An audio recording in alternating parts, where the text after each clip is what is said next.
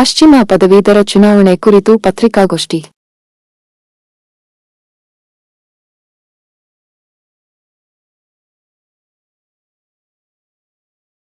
ನನ್ನ ಜೊತೆ ಇಲ್ಲಿ ವೇದಿಕೆ ಮೇಲೆ ಶ್ರೀಯುತ PR ಇನಾಮದಾರ್ ಸರ್ ಇದ್ದಾರೆ.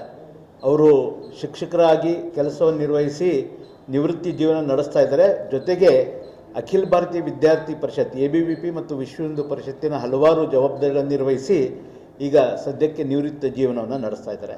ಜೊತೆಗೆ ಈ ಕಡೆ ಇರುವಂಥವ್ರು ಶ್ರೀಯುತ ಮಡಿವಾಳ ಸರ್ ಅವರು ಕರ್ನಾಟಕ ರಾಜ್ಯ ಹಿರಿಯ ನಾಗರಿಕರ ಕ್ಷೇಮಾಭಿವೃದ್ಧಿ ಸಂಘದ ಪದಾಧಿಕಾರಿಯಾಗಿ ಇವತ್ತು ನಮ್ಮ ಜೊತೆ ಹಿರಿಯ ನಾಗರಿಕರ ಸಮಸ್ಯೆಗಳ ಬಗ್ಗೆ ಒಂದಿಷ್ಟು ಬೆಳಕು ಚೆಲ್ಲಿ ಅದರ ಪರಿಹಾರಕ್ಕೆ ಏನೊಂದು ಪ್ರಯತ್ನ ಮಾಡ್ತಾ ಇದ್ದಾರೋ ಆ ಪ್ರಯತ್ನದ ಪರಿಹಾರದಲ್ಲಿ ನಾನು ಭಾಗವಹಿಸಿದ್ದೀನಿ. ಹೀಗಾಗಿ ಅವರು ಸಹ ಇವತ್ತು ವೇದಿಕೆ ಮೇಲೆ ಇದ್ದಾರೆ.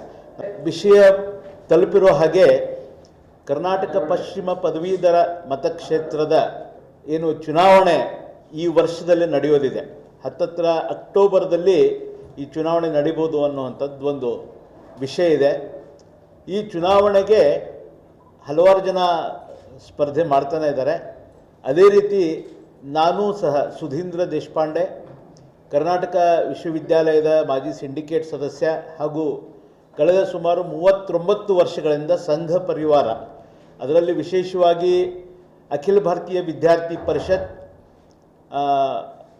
ರಾಷ್ಟ್ರೀಯ ಸ್ವಯಂ ಸೇವಕ ಸಂಘ ನಡೆಯುವಂಥ ಒಂದು ಸ್ಕೂಲ್, ಅದರ ಸ್ಕೂಲ್ ಅಡ್ಮಿನಿಸ್ಟ್ರೇಟರ್ ಆಗಿ ಈಗ ಕರ್ನಾಟಕ ಪಶ್ಚಿಮ ಪದವೀಧರ ಮತಕ್ಷೇತ್ರಕ್ಕೆ ನಾನೇನು ಈ ಸಲ ಸ್ಪರ್ಧೆ ಮಾಡಬೇಕು ಅಂತಿದ್ದೀನಿ. ಇದು ನನಗೇನು ಹೊಸದಲ್ಲ. ಕಳೆದ ಬಾರಿ ಶಿಕ್ಷಕರ ಮತಕ್ಷೇತ್ರಕ್ಕೂ ಸಹ ನಾನು ನನ್ನ ಅಪ್ಲಿಕೇಶನನ್ನು ಕೊಟ್ಟಿದ್ದೆ. BJPಯಿಂದ 3 ಜನರಲ್ಲಿ ನನ್ನ ಹೆಸರು ಹೋಗಿತ್ತು. ಕೊನೆಯ ಹಂತದಲ್ಲಿ ಈಗಿನ ವಿಧಾನ ಪರಿಷತ್ ಅಧ್ಯಕ್ಷರಾದಂಥ ಶ್ರೀಯುತ ಬಸವರಾಜ ಹೊರಟ್ಟಿಯವರು ಭಾರತೀಯ ಜನತಾ ಪಾರ್ಟಿ ಪಕ್ಷಕ್ಕೆ ಬಂದಿದ್ದರಿಂದ ನನಗೊಂದು ಅವಕಾಶ ತಪ್ಪಿತ್ತು. ಆ ಸಂದರ್ಭದಲ್ಲಿ ನಾನೇನು ಮುಂದುವರಿಲಿಲ್ಲ.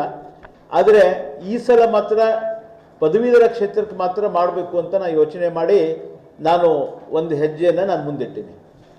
ವಿಶೇಷವಾಗಿ ತಮಗೆಲ್ಲ ಗೊತ್ತಿರೋ ಹಾಗೆ ಸದ್ಯಕ್ಕೆ ಇದನ್ನು ಪ್ರತಿನಿಧಿಸುವಂಥವರು ಇದೇ ಜಿಲ್ಲೆಯ ಶ್ರೀಯುತ SV ಸಂಕನೂರವರು. ಅವರು ನಮ್ಮ ಹಿರಿಯರಿರೋದ್ರಿಂದ ಕಳೆದ ಸಲ ನಾನು ಗದಗ ಜಿಲ್ಲಾ ಇನ್ಚಾರ್ಜ್ ಆಗಿ ಅವ್ರ ಸಲುವಾಗಿಯೂ ನಾನು ಕೆಲಸ ಮಾಡಿದ್ದೆ. ಸಂಕನೂರವರು ಅವರಿಗೆ ನಾನು ಕೇಳಿದೆ, ಸರ್ ನೀವು 2 ಟರ್ಮ್ 12 ವರ್ಷದಿಂದ ತಾವು ಈ ಪರಿಷತ್ತಿನ ಸದಸ್ಯರಾಗಿದ್ದೀರಿ. ಈ ಸಲ ನೀವು ನಮಗೆ ಆಶೀರ್ವಾದ ಮಾಡಬೇಕು ಅಂತ ಸುಮಾರು 1.5 ವರ್ಷದಿಂದನೇ ಅವ್ರಿಗೆ ಧಾರವಾಡಕ್ಕೆ ಬಂದಾಗ ನಾನು ಅವ್ರಿಗೆ ವಿನಂತಿ ಮಾಡಿಕೊಂಡಿದ್ದೆ, ನೀವು ದಯವಿಟ್ಟು ನನಗೆ ಅವಕಾಶ ಕೊಡ್ರಿ ಅಥವಾ ಮುಂದಿನ ಜನ್ರೇಷನ್ಗೊಂದು ಅವಕಾಶ ಕೊಡ್ರಿ ಅಂತ. ಅವರು ಆ ಸಂದರ್ಭದಲ್ಲಿ ಪೂರ್ತಿ ಏನು ಒಪ್ಕೊಂಡಿರಲಿಲ್ಲ, ಬಟ್ ವಿಚಾರ ಮಾಡೋಣ ಅಂತ ಅಷ್ಟೇ ಹೇಳಿದ್ರು ಅವರು. ಆದರೆ ತಮಗೆಲ್ಲ ಈಗ ಗೊತ್ತಿರೋ ಹಾಗೆ ಮೊನ್ನೆ BJPಯಿಂದ ಒನ್ಸ್ ಅಗೇನ್ ಸಂಕನೂರ್ ಅವ್ರಿಗೆ ಮತ್ತೆ ಅನೌನ್ಸ್ ಆಗಿದೆ ಈಗ. ಆದರೆ ನಾವು 39 ವರ್ಷಗಳಿಂದ ಸಂಘ ಪರಿವಾರದಲ್ಲಿ ಕೆಲಸ ಮಾಡಿ BJPಯಲ್ಲಿ ಕೆಲಸ ಮಾಡಿ ತಮಗೆ ಗೊತ್ತಿರಲಿ, 95-96ರಲ್ಲಿ ವಿಜಯ ಸಂಕೇಶ್ವರ್ ಅವರು ಏನು ಅವಾಗ ಉತ್ತರ ಲೋಕಸಭಾ ಕ್ಷೇತ್ರ ಇತ್ತು, ಗದಗನೂ ಒಟ್ಟಿಗೆ ಬರ್ತಿತ್ತು, ಅವಾಗ ಅವರು ಅಭ್ಯರ್ಥಿ ಆದಾಗ ನಾನು ಅಭ್ಯರ್ಥಿ ಪ್ರಮುಖನಾಗಿ ನಾನು ಕೆಲಸ ಮಾಡಿದ್ದೀನಿ. ಆ ಸಂದರ್ಭದಿಂದ ಇಲ್ಲಿವರೆಗೂ ಭಾರತೀಯ ಜನತಾ ಪಾರ್ಟಿಯ ಪ್ರತಿ ಚುನಾವಣೆಗಳಲ್ಲಿ, ವಿಶೇಷವಾಗಿ ಹುಬ್ಬಳ್ಳಿ ಧಾರವಾಡದಲ್ಲಿ ನಾನು ಕೆಲಸ ಮಾಡಿದ್ದೀನಿ. 2003ರಲ್ಲಿ ಫಸ್ಟ್ ಟೈಮ್ ಪ್ರಹ್ಲಾದ್ ಜೋಶಿ ಅವರು ಏನು ಎಲೆಕ್ಷನ್ ನಿಂತಾಗ ಅವಾಗ ಚಿಕ್ಕನಗೌಡರು ಕಲಘಟಗಿ ತಾಲೂಕು ನಿಂತಿದ್ದರು. ಹೀಗಾಗಿ ಕಲಘಟಗಿ ತಾಲೂಕು ಇನ್ಚಾರ್ಜ್ ಆಗಿಯೂ ಸಹ ನಾನು ಕೆಲಸ ಮಾಡಿದ್ದೀನಿ. ಎಲೆಕ್ಷನ್ ಪಾಲಿಟಿಕ್ಸಲ್ಲಿ ಕಂಟಿನ್ಯೂಸ್ ಆಗಿ ಪ್ರತಿ ಸಲ ಕೆಲಸ ಮಾಡಿದ್ದೀವಿ. ಹೀಗಾಗಿ ನಮಗೂ ಸಹಜವಾಗಿ ಅನಿಸುತ್ತೆ, ನಾವು ಒಂದಿಲ್ಲ ಒಂದು ದಿವಸ MLAನೋ MLCನೋ ಏನೋ ಒಂದು ಆಗಬೇಕು ಅನ್ನೋವಂಥದ್ದು. ಹೀಗಾಗಿ ನನಗೀಗ MLCಯ ನಾನೀಗಾಗಲೇ ಹೇಳ್ದಂಗೆ 4 ವರ್ಷಗಳಿಂದ ಇದಕ್ಕೆ ತಯಾರಿ ಮಾಡಿದ್ರಿಂದ ನಾನು ಈ ವರ್ಷ ಇದು ಎಲೆಕ್ಷನ್ ನಿಲ್ಲಬೇಕು ಅಂತ ನಮ್ಮ ಹಿರಿಯರಿಗೆ, ವಿಶೇಷವಾಗಿ BJPಯ ಹಿರಿಯರಿಗೆ, ಪ್ರಹ್ಲಾದ್ ಜೋಶಿ ಅವರು ಇರ್ಬೋದು, BL ಸಂತೋಷ್ ಇರ್ಬೋದು, ಅಥವಾ ಮತ್ತು ನಮ್ಮ ಅಲ್ಲಿ ಹುಬ್ಬಳ್ಳಿರುವಂಥ ಬಸವರಾಜ ಹೊರಟ್ಟಿ ಸರ್ ಇರ್ಬೋದು, ಅಥವಾ ಬೊಮ್ಮಾಯಿ ಸರ್ ಇರ್ಬೋದು, ಯಾರ್ಯಾರಿಗೆ ಹೇಳಬೇಕು ಎಲ್ಲರಿಗೂ ಅಪ್ಲಿಕೇಶನ್ ಕೊಟ್ಟು ನಾವು ಮಾಡಿದ್ವಿ. ಜೊತೆಗೆ ಸುಮಾರು 10-12 ಜನ ಆಕಾಂಕ್ಷಿಗಳಿದ್ದರು. ತಮಗೂ ಎಲ್ಲ ಗೊತ್ತಿದೆ. ಹುಬ್ಬಳ್ಳಿಯ ಡಾಕ್ಟರ್ ಮಹೇಶ್ ನಾಲ್ವಾಡ್ ಅವರು ಆಕಾಂಕ್ಷಿಯಾಗಿದ್ದರು, ನಮ್ಮ ಜೊತೆ ಇದ್ದರು. ಗದಗಿನ ರವಿ ದಂಡಿನ್ ಅವರು ಸಹ ಆಕಾಂಕ್ಷಿಯಾಗಿದ್ದರು, ಅವರು ಇದ್ದರು. ಹಾಗೆ ಜಯತೀರ್ಥ ಕಟ್ಟಿ ಹುಬ್ಬಳ್ಳಿಯವರು ಅಥವಾ ಬೇರೆ ಬೇರೆ ಕಡೆಯಿಂದ, ಹುಬ್ಬಳ್ಳಿ ಧಾರವಾಡದಲ್ಲೇ ಸಂಖ್ಯೆ ಜಾಸ್ತಿ ಇತ್ತು, ಹುಬ್ಬಳ್ಳಿಯಿಂದ ಎಲ್ಲರೂ ಸೇರಿ ಈ ಸಲ ದಯವಿಟ್ಟು ಅಭ್ಯರ್ಥಿನ ಬದಲು ಮಾಡಿ ಸಂಘ ಪರಿವಾರದ ಮೂಲ ಅಭ್ಯರ್ಥಿಗೆ ದಯವಿಟ್ಟು ಟಿಕೆಟ್ ಕೊಡ್ರಿ ಅಂತ ಕೇಳಿದ್ವಿ. ಬಟ್ ಒನ್ಸ್ ಅಗೇನ್ ಅದು ಆಗಿಲ್ಲ. ಹೀಗಾಗಿ ನಾನೇನು ವಿಚಾರ ಮಾಡಿದೆ, ಇನ್ನು ನಾವು ಸುಮ್ಮನೆ ಬಿಟ್ಟರೆ ಅದು ಹಾಗೆ ಹೋಗ್ತದಂತ ಅನ್ನೋದಕ್ಕೆ ನಾನೇನು ಮಾಡಿದೆ, ಈ ಸಲ ನಾನು ಎಲೆಕ್ಷನ್ ನಿಲ್ಲಬೇಕು ಅನ್ನುವಂಥದ್ದು ವಿಚಾರ ಮಾಡಿ ನಾನು ಮುಂದುವರೆದೇನೆ. ಇವತ್ತು ಇದರಲ್ಲಿ ನನ್ನ ಒಂದು ಮಾಹಿತಿಯನ್ನು ಕೊಟ್ಟೆ. ನಾನು ಎಷ್ಟು ಹಂಗಾರೆ ಆಗಬೇಕು ಅಂದರೆ ಸುಮ್ಮನೆ ಏನೋ ಒಂದು ಪಾರ್ಟಿಯ ಇದು ಅಂತಲ್ಲ, ನಂದು ಪ್ರೊಫೈಲ್ ನೋಡಿದರೂ ಸಹ ವಿಧಾನ ಪರಿಷತ್ತಿಗೆ ನಾನು ಆಗ್ಬೋದು ಅಂತ. ನಂದು 3 ಯೂನಿವರ್ಸಿಟಿಗಳ ಡಿಗ್ರಿಯನ್ನು ನಾನು ತಗೊಂಡಿದ್ದೀನಿ. ಕರ್ನಾಟಕ ಯೂನಿವರ್ಸಿಟಿ ಇರ್ಬೋದು, ಕರ್ನಾಟಕ ಸ್ಟೇಟ್ ಲಾ ಯೂನಿವರ್ಸಿಟಿ ಅಡ್ವೊಕೇಟ್ ನಾನು LLB ಮುಗಿಸಿದ್ದಿರ್ಬೋದು, ಮತ್ತು ಕುವೆಂಪು ಯೂನಿವರ್ಸಿಟಿ PG ಡಿಪ್ಲೊಮಾ ಅದನ್ನು ಮಾಡಿದಂಥದ್ದು. ಜೊತೆಗೆ ನನ್ನ ಪ್ರೊಫೆಷನ್ಸ್ದಲ್ಲಿ ನಾನು ಲೀಗಲ್ ಕನ್ಸಲ್ಟೆಂಟ್ ಇದ್ದೀನಿ, ಶ್ರೀವೃದ್ಧಿ ಇನ್ವೆಸ್ಟ್ಮೆಂಟ್ ಅದರ ಓನರ್ ಇದ್ದೀನಿ, ಹಾಗೆ ರಿಸಲ್ಟ್ ಕನ್ಸಲ್ಟೆನ್ಸಿ ಸರ್ವಿಸ್ ಪ್ರೈವೇಟ್ ಲಿಮಿಟೆಡ್ದ ನಾನು ಮ್ಯಾನೇಜಿಂಗ್ ಡೈರೆಕ್ಟರ್ ಆಗಿ ಕೆಲಸ ಮಾಡ್ತಾ ಇದ್ದೀನಿ. ಸುಮಾರು 15 ವರ್ಷಗಳ RSS ಒಂದು ಸ್ಕೂಲಿನ ಅಡ್ಮಿನಿಸ್ಟ್ರೇಟರ್ ಆಗಿ ನಾನು ಹುಬ್ಬಳ್ಳಿ ನವನಗರ ಎಂದೇ ಅಲ್ಲಿ ನಾನು ವರ್ಕ್ ಸಹ ಮಾಡಿದೆ. ಅಂದರೆ ಶಿಕ್ಷಣದ ಫೀಲ್ಡಲ್ಲಿ ನಾನು ಕೆಲಸ ಮಾಡಿದ್ದೆ. ಕರ್ನಾಟಕ ಸರ್ಕಾರದಿಂದ ನಾನು ಕರ್ನಾಟಕ ವಿಶ್ವವಿದ್ಯಾಲಯದ ಸಿಂಡಿಕೇಟ್ ಮೆಂಬರ್ ಆದಾಗ ಕಾರವಾರದ government arts and science college ಅದರ ಗವರ್ನಿಂಗ್ ಕೌನ್ಸಿಲ್ ಮೆಂಬರ್ ಆಗಿಯೂ ಸಹ ನಾನು ಕೆಲಸ ಮಾಡಿದ್ದೀನಿ.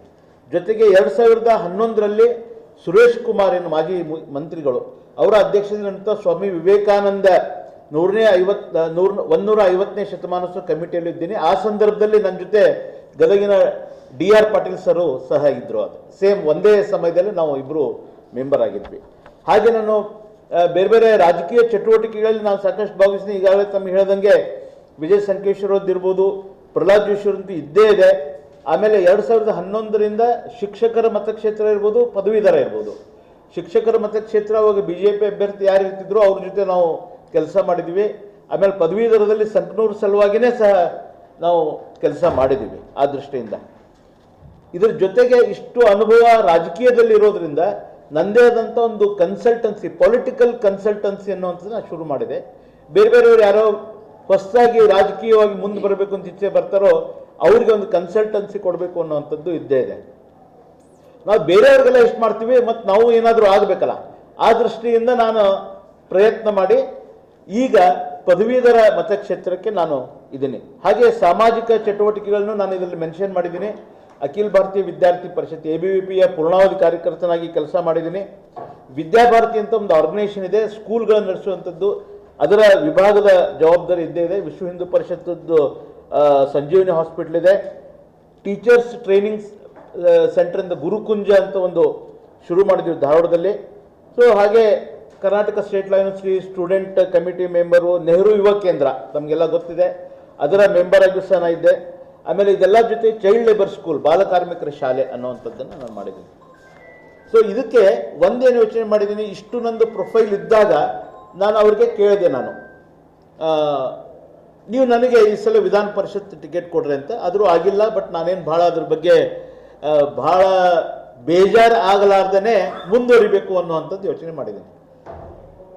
ನನ್ನದೇ ಆದಂಥ ಒಂದು ಸಂಕಲ್ಪ ಪತ್ರ, ಚುನಾವಣಾ ಮ್ಯಾನಿಫೆಸ್ಟೋನು ಸಹ ನಾನು ಮಾಡಿದ್ದೀನಿ. ಯಾಕಂದ್ರೆ ನಾಳೆ MLC ಆದಮೇಲೆ ಬರೀ ಸುಮ್ಮನೆ ಒಂದು ಎಲೆಕ್ಷನ್ ನಿಲ್ಲೋದಲ್ಲ ಅಂತ ಪ್ರತಿ ಜಿಲ್ಲೆಗಳಿಗೆ ನಾನು ಏನೇನು ಮಾಡ್ಬೋದು ಅನ್ನೋವಂಥದ್ದನ್ನು ಮಾಡಿದ್ದೀನಿ. ಬೇರೆ ಬೇರೆ ಜಿಲ್ಲೆ ಇದೆ, ವಿಶೇಷವಾಗಿ ನಾವು ಗದಗದಲ್ಲಿ ಇವತ್ತು ಮಾಡ್ತಾ ಇರೋದ್ರಿಂದ ಗದಗ ಜಿಲ್ಲೆದೊಂದಷ್ಟೇ ಹೈಲೈಟ್ ಮಾಡ್ತಾ ಇದ್ದೀನಿ. ಇಲ್ಲಿ ಇರುವಂಥ ಯುವಕರಿಗೆ, ಪದವೀಧರರಿಗೆ ಬೇರೆ ಬೇರೆ ಕಡೆ ಅವ್ರು ಹೋಗ್ತಾ ಇದ್ದಾರೆ, ಬೆಂಗಳೂರು, ಪುಣೆ, ಹುಬ್ಬಳ್ಳಿ, ಧಾರವಾಡ ಇವ್ರ ಕಡೆ ಎಲ್ಲ. ಇಲ್ಲಿನೇ ಅವರಿಗೆ ಉದ್ಯೋಗಾವಕಾಶಗಳನ್ನು ಕೊಡೋ ದೃಷ್ಟಿಯಿಂದ ಏನೇನು ಮಾಡಬೇಕು ಆ ಕೆಲಸ ಒಂದು ಪ್ಲ್ಯಾನ್ ಮಾಡ್ಕೊಂಡಿನಿ. ಕೈಗಾರಿಕಾ ವಲಯ ಅನ್ನುವಂಥದ್ದು, ಹಾರ್ಡ್ವೇರ್ ಅಥವಾ ಸಣ್ಣ ಕೈಗಾರಿಕಾ ಸ್ಥಾಪನೆಗೆ ಉತ್ತೇಜನ ನೀಡುವಂಥ ಒಂದು ಕೆಲಸವನ್ನು ಗದಗ ಜಿಲ್ಲೆಯಲ್ಲಿ ಮಾಡಬೇಕು ಅನ್ನುವಂಥದ್ದು. ಇಲ್ಲಿ ವಿಶೇಷವಾಗಿ ಕೈಮಗ್ಗ ಉದ್ಯಮ, ಇದು ಗದಗದ ಪ್ರಸಿದ್ಧ ಕೈಮಗ್ಗ ಮತ್ತು ಪ್ರಿಂಟಿಂಗ್ ಉದ್ಯಮ ಇಲ್ಲಿ ಇದ್ದೇ ಇದೆ. ಅದಕ್ಕೆ ನಾವು ಮಾರ್ಕೆಟ್ ಹೆಂಗೆ ಕೊಡಬೇಕು, ಅವ್ರ ಕಡೆಯಿಂದ ಏನು ಮಾಡಬೇಕು ಅನ್ನೋಂಥದ್ದನ್ನು ಯೋಚನೆ ಮಾಡಿದ್ದೀವಿ. ಸ್ಕಿಲ್ ಡೆವಲಪ್ಮೆಂಟ್ ಸೆಂಟರ್, ITI ಮತ್ತು ಪಾಲಿಟೆಕ್ನಿಕ್ ಕಾಲೇಜ್ಗಳಲ್ಲಿ ಬೇರೆ ಬೇರೆ ದೊಡ್ಡ ದೊಡ್ಡ ಕಂಪ್ನಿಗಳಿಂದ ಇನ್ವಾಲ್ವ್ ಮಾಡಿ ಅವ್ರಿಗೆ ಅದನ್ನು ಮಾಡುವಂಥದ್ದು.